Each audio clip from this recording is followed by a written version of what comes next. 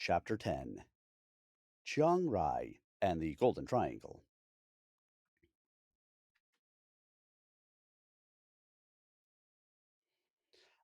I'm not who I was before the moon followed me across oceans. It's strange what changes when that same light hits us upon different ground. Heading up into Chiang Rai, the northernmost province of Thailand, and home to the northernmost city of size, the provincial population hovers around 200,000. Thus, it is tiny compared to the urban hubs of Chiang Mai, Nakhon Ratchasima, Nonthaburi, or, of course, the behemoth, Bangkok. Still, it punches above its weight historically. Chiang Rai was founded in 1262 as the seat of the Lan Na Kingdom, which makes it, like so many places in Southeast Asia, ancient enough to make American history an irrelevant footnote. When I first started planning that leg of the journey, I didn't consider Chiang Rai that much. I knew I'd swing through the area to check out the Golden Triangle, but my expectations were minimal. However, thanks mostly to the chorus of online tourist reviews declaring, you only need a couple of days in Chiang Rai at the most. There's not much to do. That made me wonder. In travel speak, that kind of disdain is often code for, I never got off the bus long enough to actually look around. That kind of clickbait dismissiveness piqued my curiosity. If most tourists say it's skippable, odds are good it's the exact opposite. I delved a little deeper, and what I discovered made me rethink everything. I decided I'd be spending at least a week there. The best way to get from Chiang Mai to Chiang Rai, if you're not in the mood to rent a car or join the testosterone and adrenaline cult known as motorbiking, is a comfortable 4-hour bus ride. I splurged the extra $2 for the VIP bus, which came with reclining seats and air conditioning. The total fare for the ride was not reasonably priced, it was cheap. The journey was officially listed as 3.5 hours in duration, but thanks to a massive highway infrastructure project, a broad concrete snake on high rise pylons being built on top of the old road, it's closer to 4. This new elevated freeway was poised to bypass every small village and roadside noodle and snack shack in its path. I couldn't help but wonder what would happen to those microeconomies once the traffic sailed overhead. For now, though, the new highway looked like a public works mega project powered entirely by human muscle. It seemed like every able bodied man, woman, and child in the province was out there mixing cement, hauling rebar, and building supports. None of it with the help of heavy machinery. It was surreal, impressive, and mildly terrifying all at once. Chiang Rai province is largely agricultural. Historically, that meant rice, tea, tobacco, and once upon a less regulated time, opium poppies as far as the eye could see.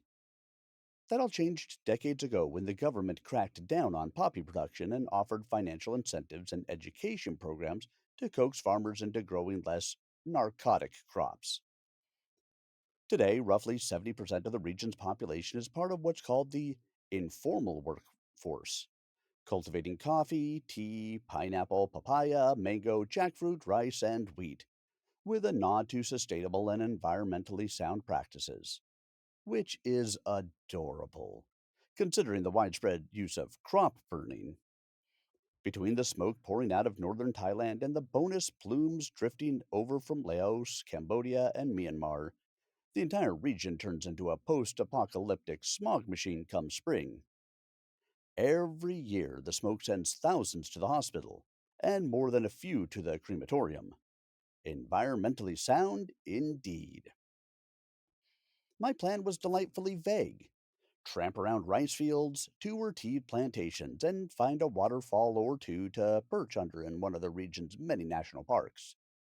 In other words, chill, relax, and let adventure do what it does best: sneak up unannounced. The bonus? All those "you only need 6 hours to see Chiang Rai" reviews meant there would be fewer tourists clogging the paths and views. Anyone I did run into would be a traveler, not a tourist, a critical distinction. Travelers tend to carry curiosity and journals. Tourists carry schedules and complaints. But the reason I came this far north was the alluring temptation of the Golden Triangle. I wanted to stand at the nexus of three ancient countries, Thailand, Myanmar, and Laos, on a spit of Thai soil and gaze across the Mekong as it heaved its brown muscle through the hills, carrying silt and centuries of ghosts of millions of transactions, both legal and otherwise. Disembarking at the Chiang bus terminal, roll on suitcase in hand and day pack slung over one shoulder, I strolled away from the hawks, those savvy drivers aggressively stuffing gawking tourists and backpackers into cabs at scalper prices. I needed a ride too, but I've learned a thing or two during my travels. You never grab a ride on the first go round. That's when they smell fresh meat, circling like sharks about to launch into a frenzy. I walked around the corner and made a tactical stop at the nearest 7-Eleven. Gatorade, snack, curb, smoke. I sat like a chess player waiting for the board to shift. My destination was a well rated guest house, a few clicks away. Not quite walking distance, but doable if need be. As predicted, the same tuk tuks and cabs that had just unloaded their human cargo returned for another round as the next bus load emptied into the terminal. They were now circling back and pulling into the 7-Eleven for their own refueling. Beer, pork rinds, smokes, and a lottery ticket for fantasy kicks. One guy plopped down next to me with a smile that was 80% teeth and 20% how much can I extract from you without triggering a diplomatic incident? He circled conversationally, then pounced. You need a ride? Sure, I said casually. How much to Gita's guest house? He quoted 150 baht.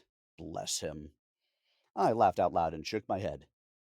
No thanks. I'll walk. It's only a few kilometers. I returned my gaze back to my phone, looking utterly unbothered. He studied me like a math problem with a hidden trick, took a drag of his smoke and a long pull from his tiger. Okay, he said, dropping the price to 50 baht, the locals rate. I smiled, nodded, and we shook on it. You visiting family? He asked as we stood. Why? You act like a local coming home, he said. That made me laugh. I explained my strategy. He grinned wide and said, You one of the good ones. Want a beer? And just like that, we were drinking lagers on the curb outside a 7-Eleven in northern Thailand like old pals. His name was Nam, and he turned out to be good company and a fun guy to with during my time in Chiang Rai. Gita's guest house, tucked along Kaloi Soi 12, is technically a yoga retreat, and though it's rated a modest 3 stars, you'd never know it. Overflowing gardens, immaculate rooms, peace and quiet. The place had glowing reviews for being clean, central, and relaxing, so I never understood the 3 star ratings. But it played well into my hands when making the reservation, as my 8 nights in Chiang Rai would be uninterrupted with a relocation. I'm not exactly a yoga guy, but I figured I might stretch into a class or two. At the very least, it looked like a perfect place to lay low and decompress. I would be slow traveling Chiang Rai, so the idea of bouncing between accommodations like I did in bigger cities didn't appeal.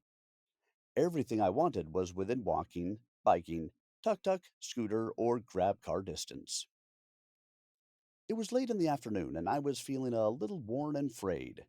My previous night in Chiang Mai may have included a little too much fun. After checking in and meeting the staff, I knew I'd be staying in for the night, post dinner. Everyone at Gita's was warm and professional in that effortlessly Thai way that somehow makes you feel both pampered and humbled at once. Room number 7 was large and spotless, Spartan yet well appointed. The bathroom boasted a large walk in shower with excellent pressure and actual hot water, a true rarity in Southeast Asia, where warmish is usually as good as it gets. Realistically, that's all you need, because it feels great compared to the heat and humidity that's your daily companion. The room was modest, thoughtfully arranged, and while the bed was therapeutically hard enough to realign a chiropractor, the place oozed quiet charm and no nonsense comfort. Between the serenity, the creepers and flowers spilling over every available spot hanging on the grounds, and the friendliness of the staff, I decided this would definitely be a good base for the duration. Once I unpacked, I wandered down the street and around the corner, an area I'd scoped out earlier from the back of Nom's emerald city green, glitter dusted tuk tuk. I'd spotted a clutch of neighborhood food carts just around the corner, drawing a crowd of locals, which is always a green light. Dinner was stir fried noodles with vegetables, a few perfectly crisped fried chicken legs and thighs, and a sack of mangoes, oranges, and a watermelon so heavy I carried it like a newborn. I ambled back to Gita's, ready to eat, stash, crash, and reset. I flipped on the TV for some background noise with dinner, which quickly turned into entertainment in its own right. Thai soap operas are a psychedelic mess of glossy hair, sequined wardrobes, and melodrama so over the top it makes Days of Our Lives look like a stoic BBC documentary. Even without subtitles, I knew exactly what was happening. Someone had stolen someone else's baby, poisoned a lover's soup, and was about to be run over by a pickup truck driven by their long lost twin. I've long suspected these shows are Thailand's answer to Bollywood, and they're giving it a run for its rhinestone money. I rose early to a fresh, sun drenched morning, the grounds alive with birdsong. I enjoyed a healthy breakfast before heading out the door to explore. Chiang Rai is a gorgeous, broad tree lined boulevards with sidewalks that aren't broken up at odd angles, waiting for the unwary walker to twist an ankle. I stumbled across a painted path in blue, like a bike lane except for walkers, leading down a road lined with massive old trees, stately homes, a museum, a park, and small businesses. The thoughtfulness of mapping out a well defined path for the pedestrian was something I had not seen before in Thailand. Chiang Rai is clean and tidy. Many of the houses I walked past made it clear there was serious pride in neighborhood and ownership. I made a 2 hour circumnavigation of the area, going up this street, then another, and another, taking note of the alleys from which the best smells wafted. Along one major artery, I found a southern style barbecue joint with a big hardwood pit out back. There were burgers and fries, shakes, noodles, soups, two fish restaurants, and three fry places, a multitude of coffee shops and bakeries, of course, a 7-Eleven. As an added bonus, a sushi bar that, when I looked it up, had rave reviews. My new neighborhood would do nicely. I picked up a couple of munchies for the fridge back in my room and headed to the place down an alley where I first smelled the aroma of wood smoke and saw a dozen glossy mahogany red glazed ducks hung, ready for the cleaver. It was still early, around 9 a.m., but it was packed with locals. Score! I pointed to the roast duck noodle soup on the picture menu. It was all in Thai, which meant I had no idea how to pronounce what I wanted, and waited for transcendence in a bowl. I was not disappointed. A delicate yet deeply flavored ducky stock, the surface glistening with little floating bubbles of aromatic fat, a bed of thick, slippery rice noodles piled high, which held the duck above the soup, keeping the skin crunchy. Fantastic! A great breakfast and a start to the day if ever there was one. After duck and noodles, I stopped into a small coffee shop. I wasn't going to coffee up, but the speakers outside had the Ramones singing Gabba Gabba Hey, my kind of place. As I sat sipping a ridiculously rich cappuccino, I watched local life stroll by. Moms with strollers, older kids in their uniforms taking a snack break from school, the chef across the street sharpening his knives on a spinning stone, a fine, wiry fellow with a deeply weathered face, his muscles taut like piano strings, pulled a handcart loaded with vegetables, stopping every few yards as restaurateurs came out to refill their stocks for lunch and dinner crowds. Everyone smiling, saying, Sawat, Sawat Di Ka, or Sawat di Krab. Finishing my Java, I continued along my way for an hour, finding the Coke River. Yeah, sure, insert joke here. More parks, a couple of schools with the gleeful sounds of recess induced shouts of games and laughter merging into the sounds of lives being led.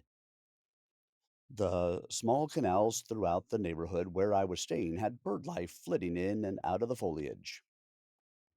I headed back to Gita's house for the afternoon.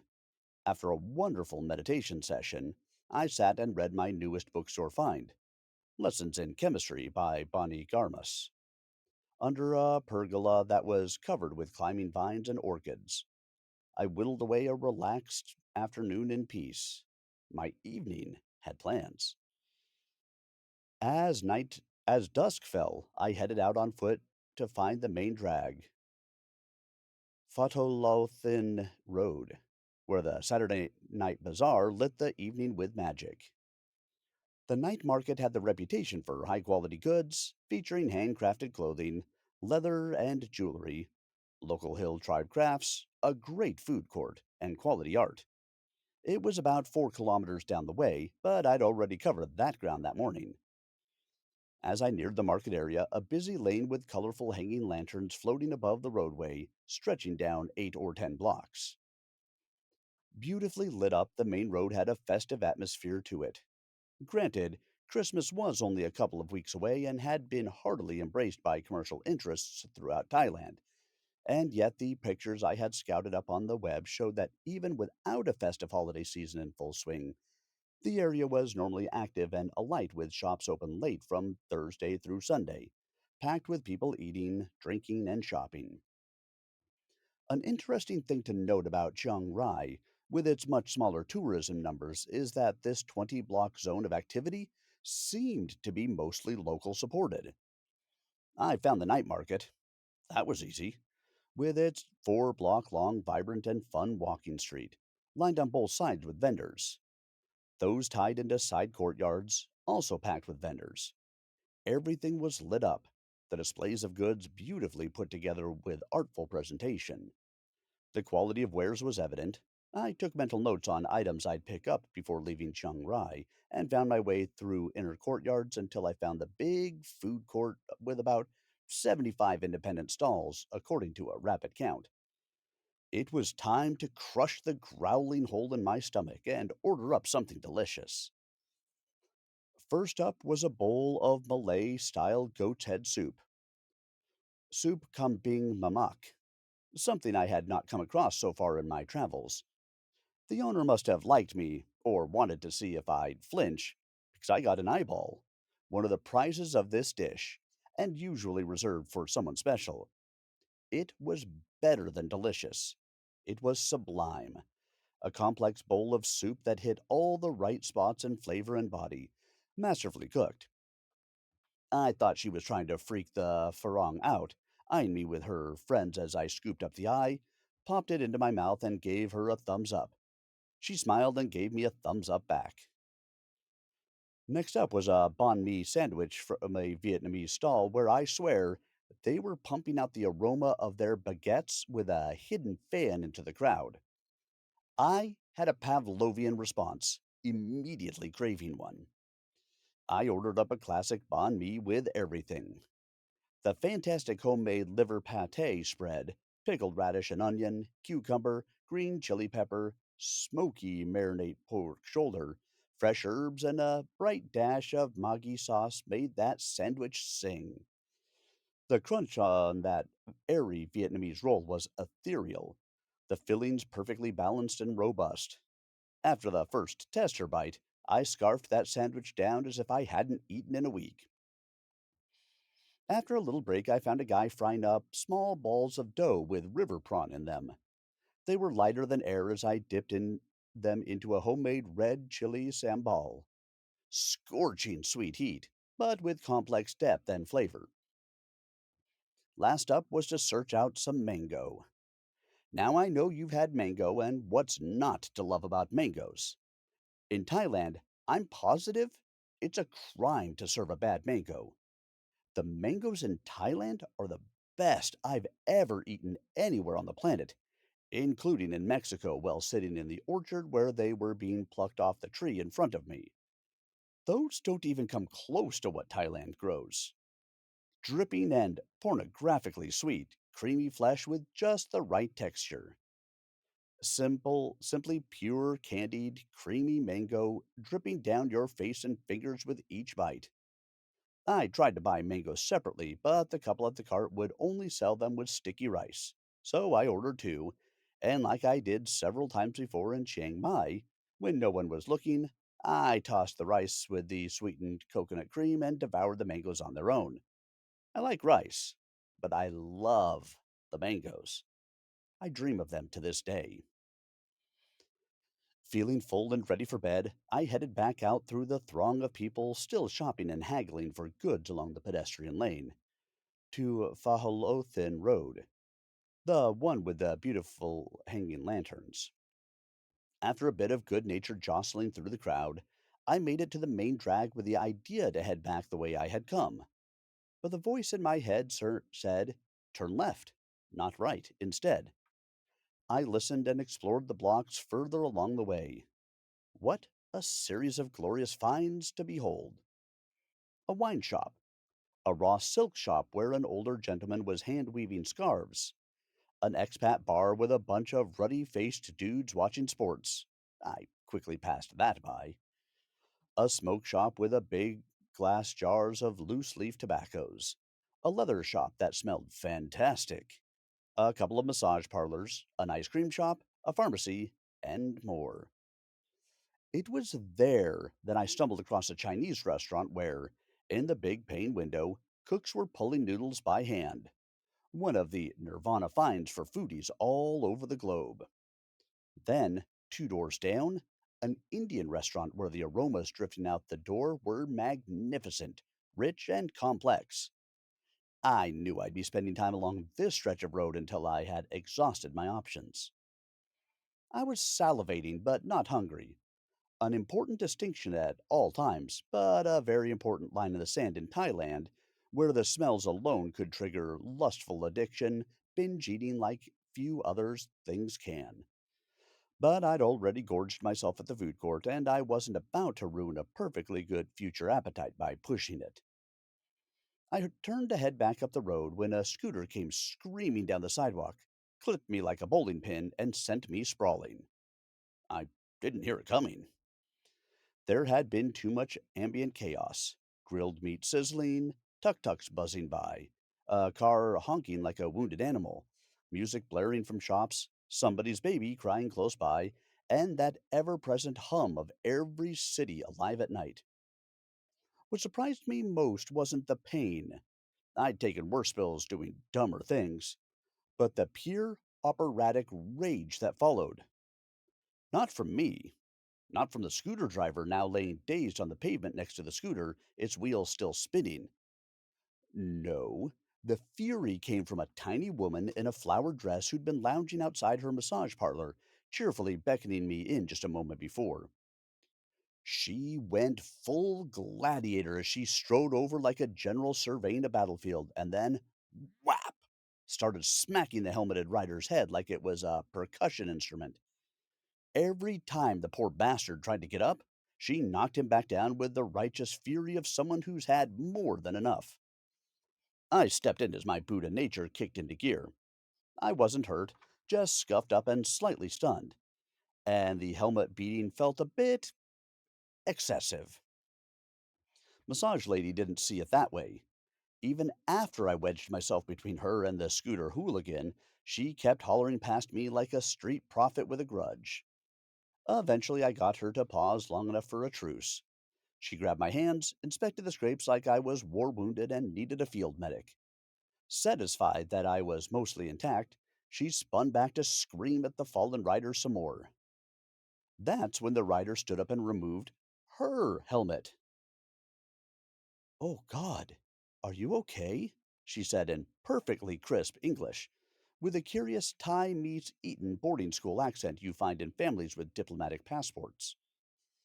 I was immediately, and perhaps irresponsibly, smitten. She had long, silken black hair, a dazzling smile, and a look of genuine concern that made me feel like I'd just been hit by a very polite angel on two wheels. Then Scooter Demon turned and shouted, "Mom, stop! It was an accident. The throttle stuck. I couldn't stop," and pulled her still screaming mother into a tight bear hug before the older woman could land another blow. Mom. The woman beating her with a diminutive hand was her mother. The entire surreal crash, then street brawl, was suddenly cast in a much softer light. Maternal rage. Southeast Asian edition. It also meant Mom spoke English just fine and had been screaming out earlier with Thai Mom fury. Excellent! What a strange night. Amanda, the now former Scooter Menace, apologized on loop, visibly mortified.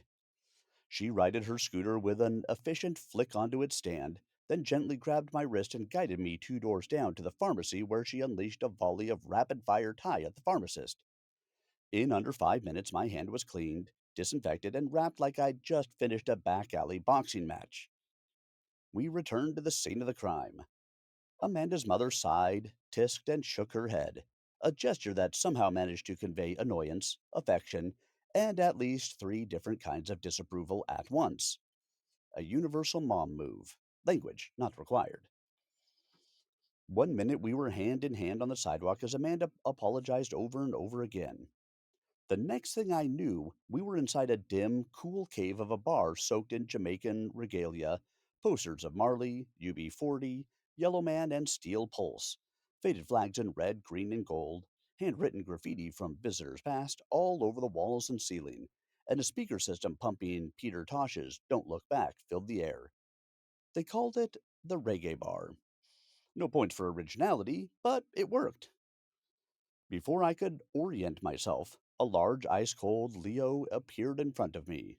Remember, kids, hydration is important, especially when it comes with a side of ice cubes and a shot of Thai rum. Then came the questions.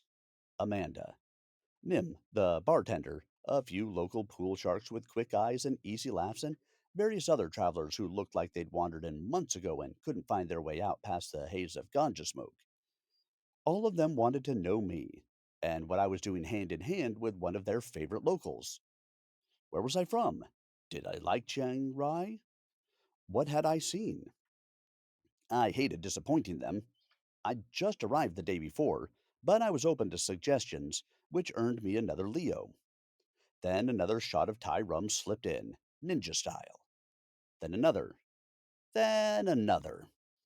Somewhere in there, I think I learned someone's life story, lost a game of pool, and I remember drawing the line at karaoke with a hard no.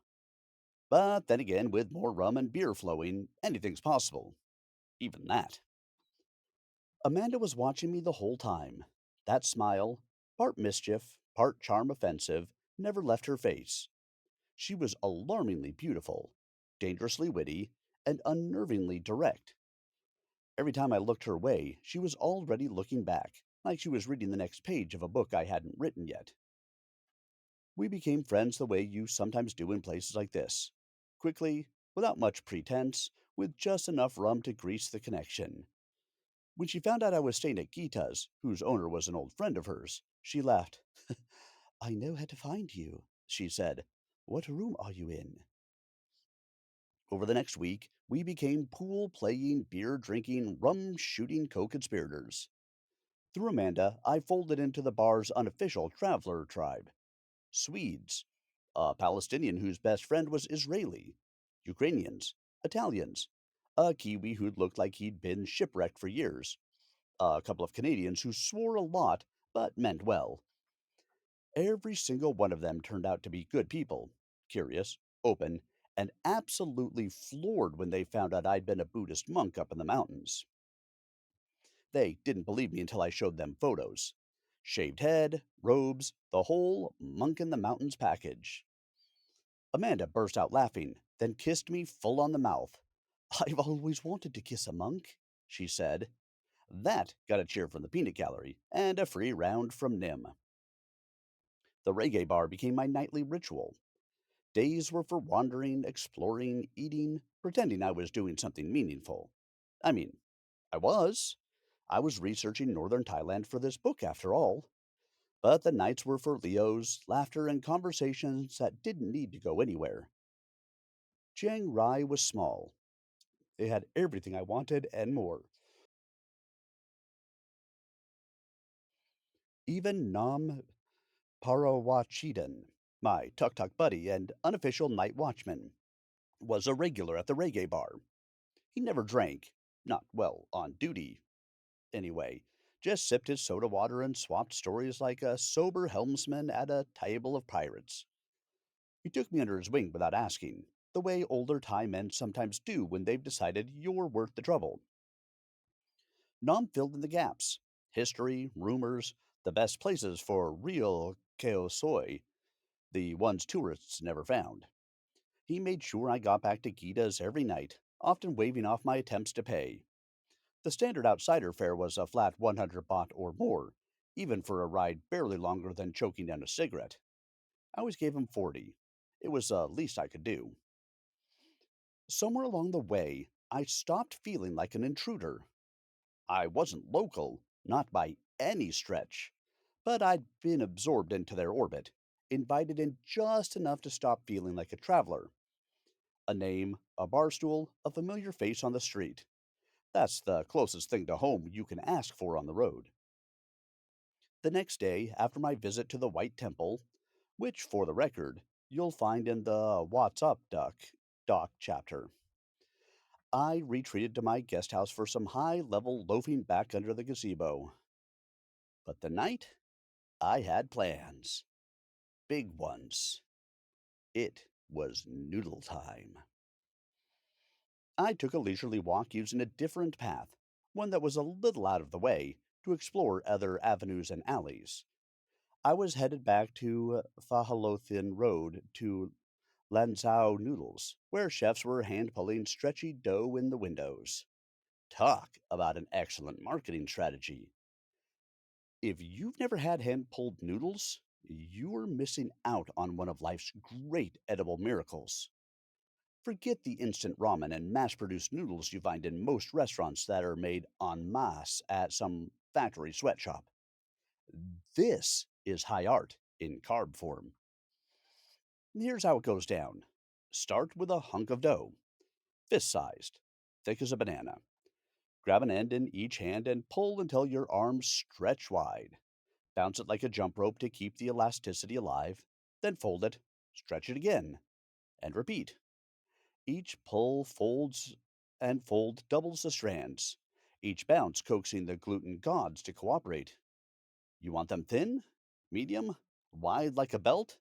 It's all in the hands. When the dough's been pulled to perfection, the chef rips off the ends like he's breaking apart edible shoelaces, fluffs the noodles like a magician revealing the trick, and drops a whole glorious mess into a wire basket.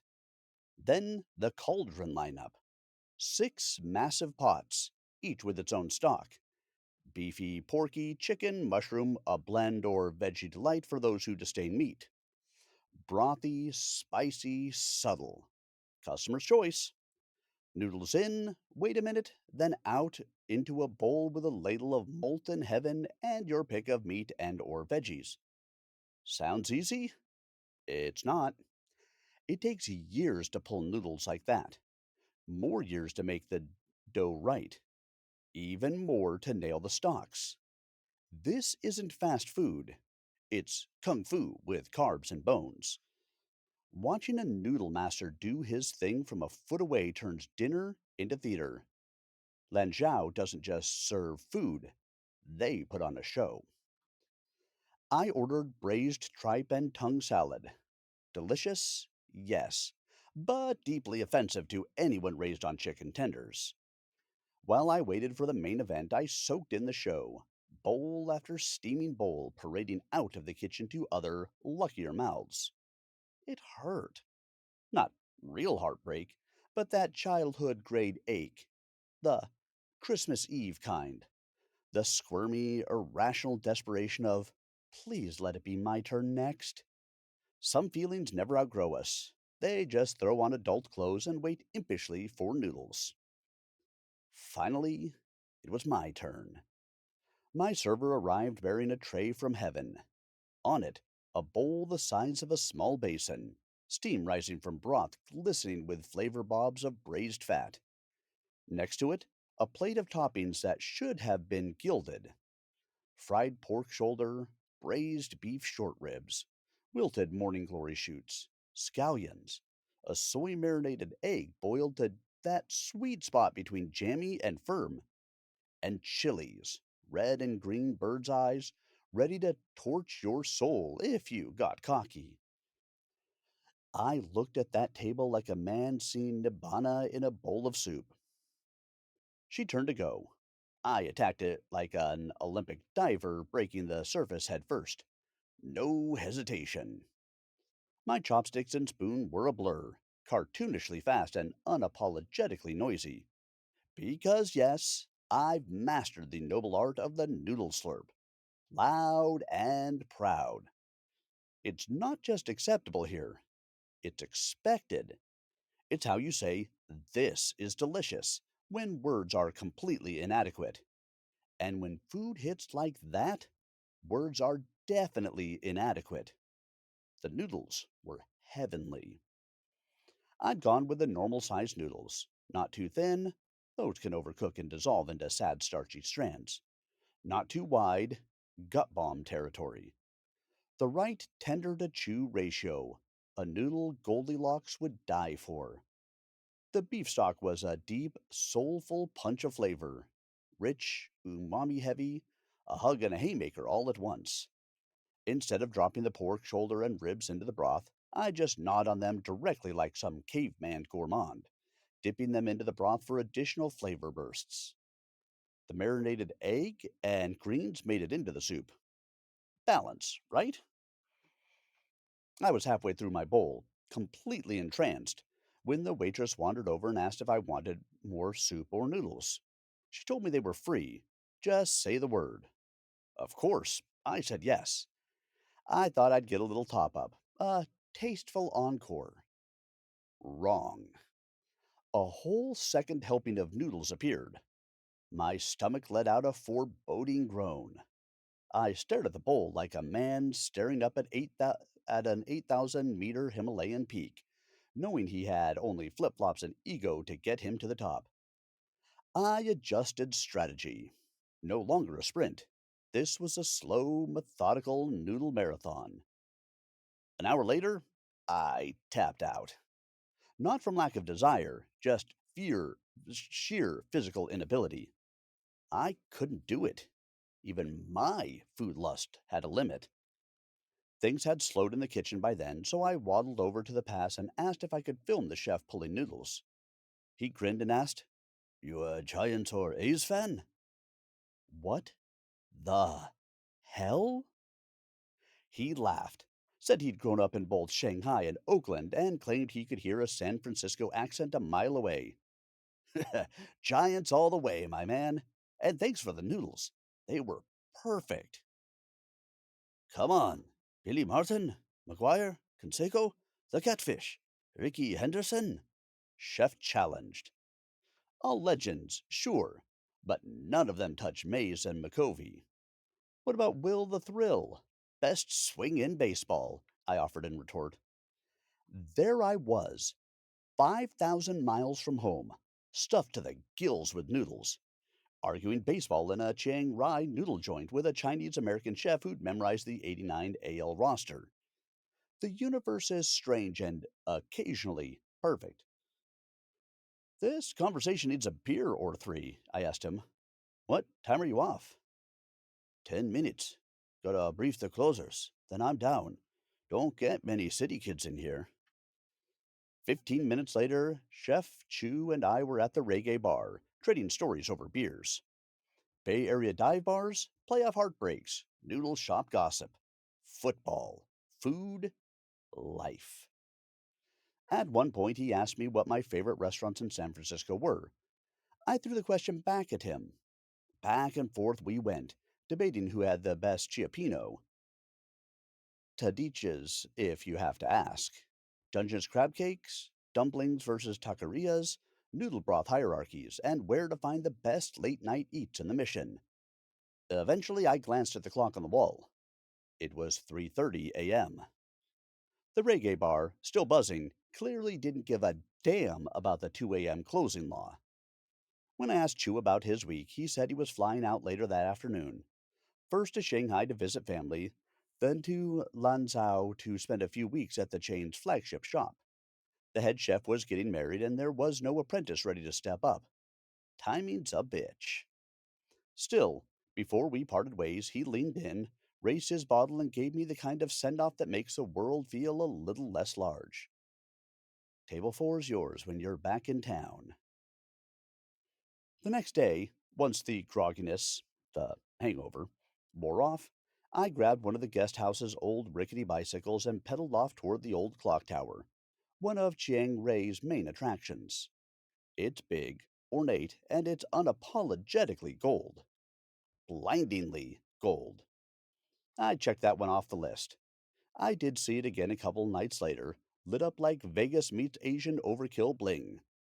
There were hundreds of bats flitting around the glow, feasting on mosquitoes like it was an all you can eat buffet. Following the balletic interplay of those bats was something special and something that everyone should see once in their life. It's quite an amazing show. I was walking the bike along a sidewalk when I noticed a very narrow, grimy alley leading into what looked like a market. Curiosity beat caution. I locked the bike and followed the covered alley through the maze of stalls until it opened into a covered, sprawling wet market. This was Chiang Rai's culinary underbelly, and not a tourist in sight. This wasn't curated for Instagram. This was real.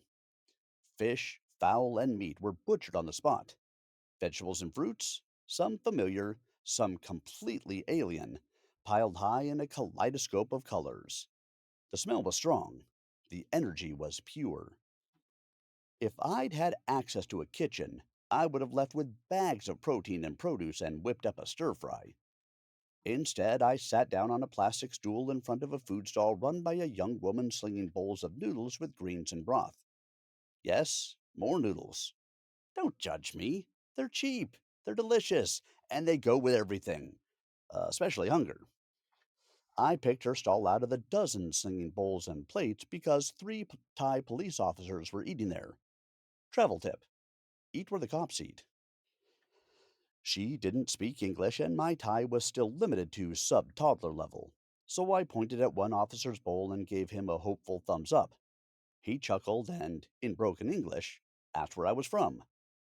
We managed a decent conversation in a language that was about 40% words and 60% facial expressions. The soup was fantastic. His buddies slid the condiment tray toward me and showed me how to customize the bowl like a local: fish sauce, vinegar with chilies, palm sugar, and crushed peanuts. I thanked them for their company and made my way back to the bike. I rode around aimlessly, stopping to peek into a courtyard decorated like a North Pole Christmas explosion. Fake snow, elves, reindeer, a Santa that looked like he had just survived a bar fight, and giant plastic candy canes marking off the path. Hallmark on mushrooms. Eventually, I found a peaceful park with a pond full of turtles, fish, egrets, and a fountain that shot water high into the sky like it was trying to pierce the heat itself. Taking a deep breath, I sat on the lawn and slipped into meditation. That night, I ventured back downtown and wound up forgetting dinner. Well, I didn't forget, but I stopped in at the reggae bar ostensibly for a beer, and didn't leave until Nom dragged me out at 2 a.m., where he unceremoniously dumped me at the gate to Gita's, laughing as he drove away.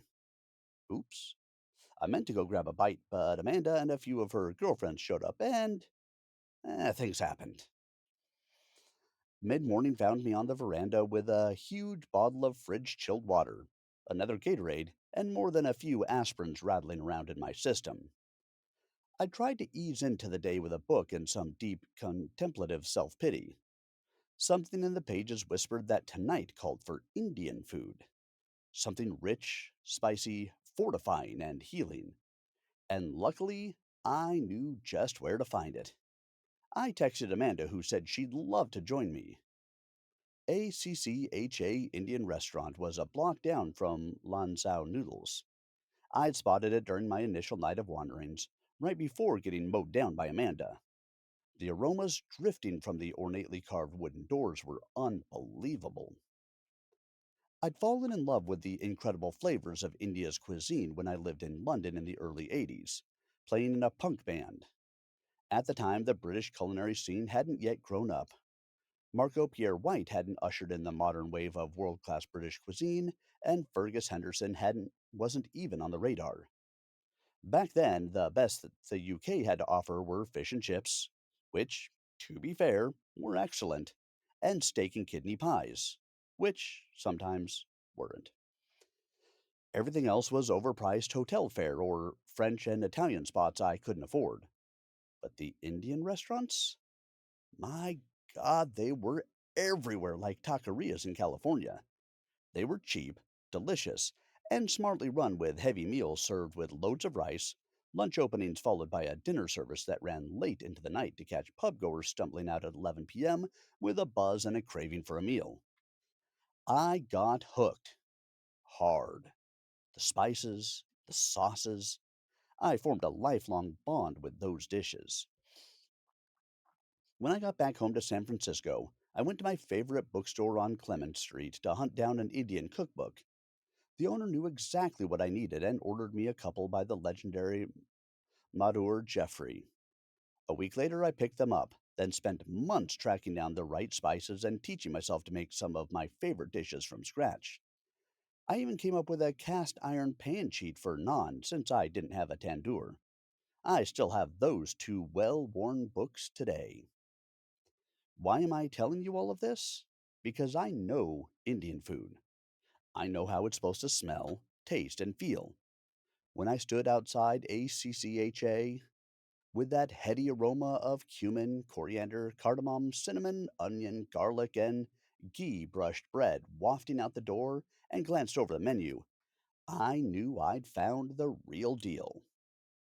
Surrounded by beautiful Indian design aesthetics, sitar music flowing softly through the room, Amanda and I got to catch up about her life, which we hadn't delved into last night, mainly because we had been busy drinking with her girlfriends.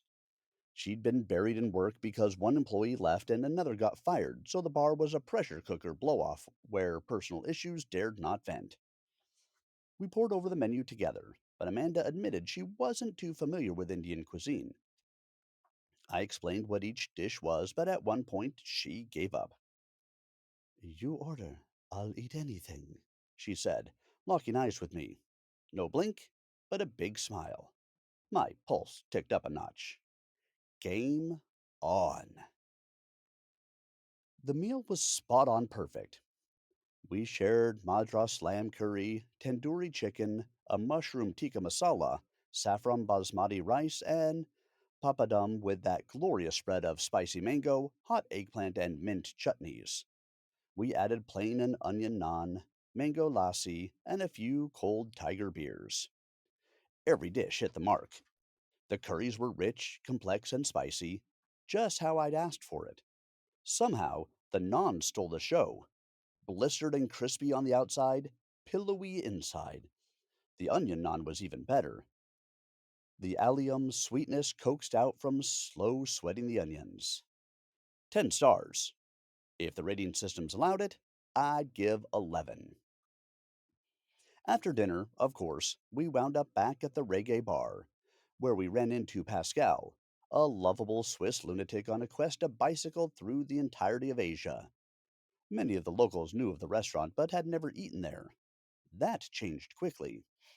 After that night, ACCHA was going to be a regular stop for everyone in that circle.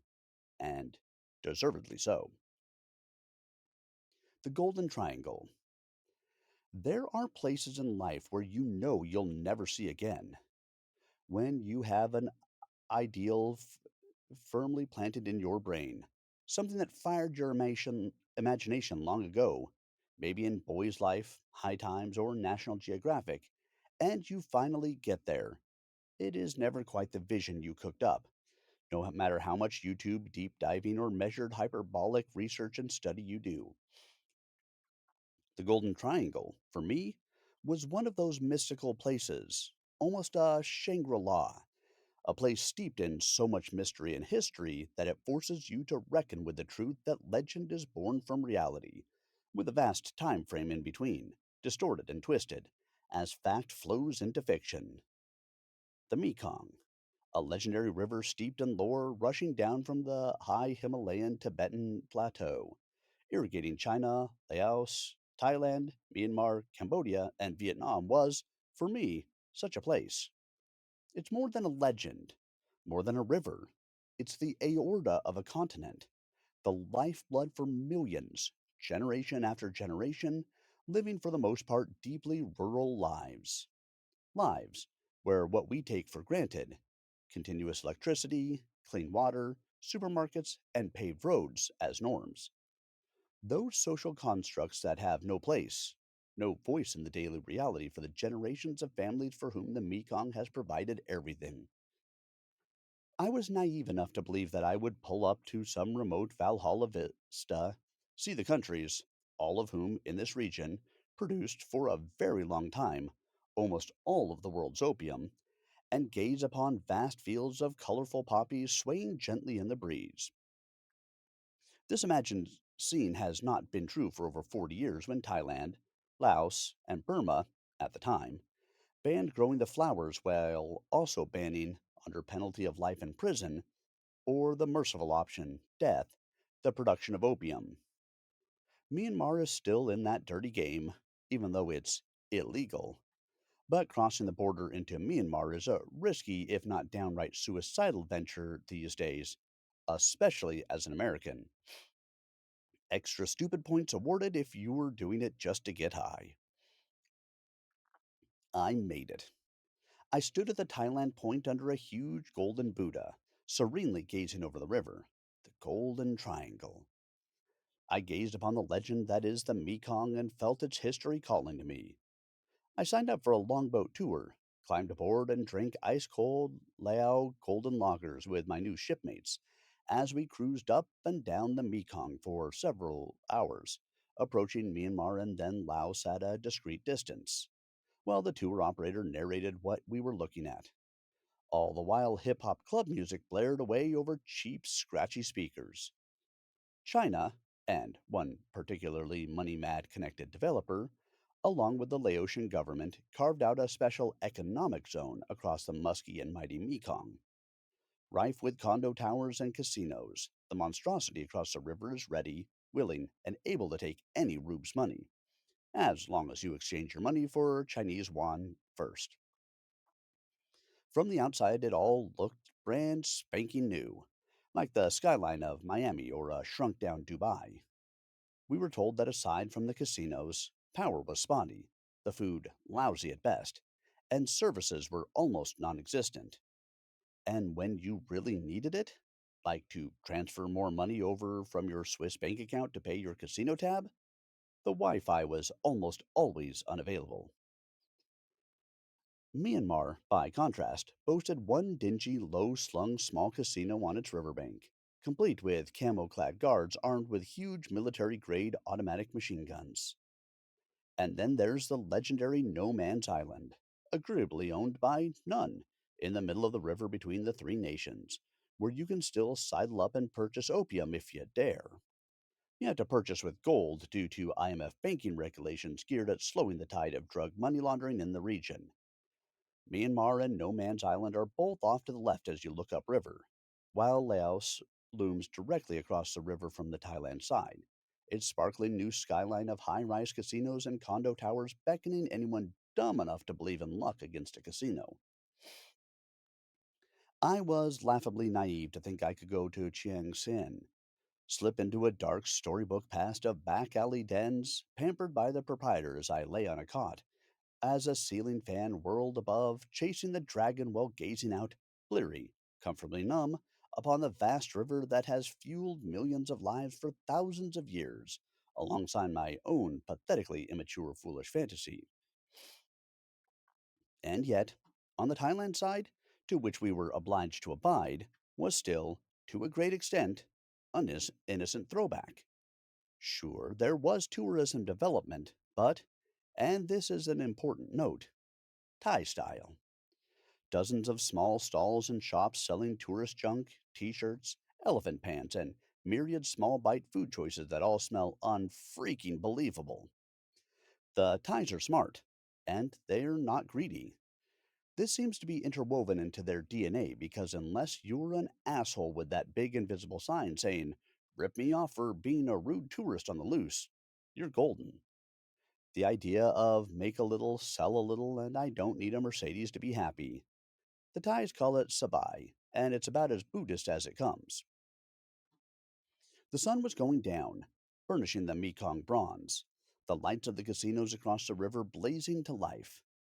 Humming the Strangler's Golden Brown to the world around me, I popped into the ever present 7-Eleven, bought a pint of Johnny Walker Black, wandered back to the riverbank, and sat on a log, listening to the timeless river flow by.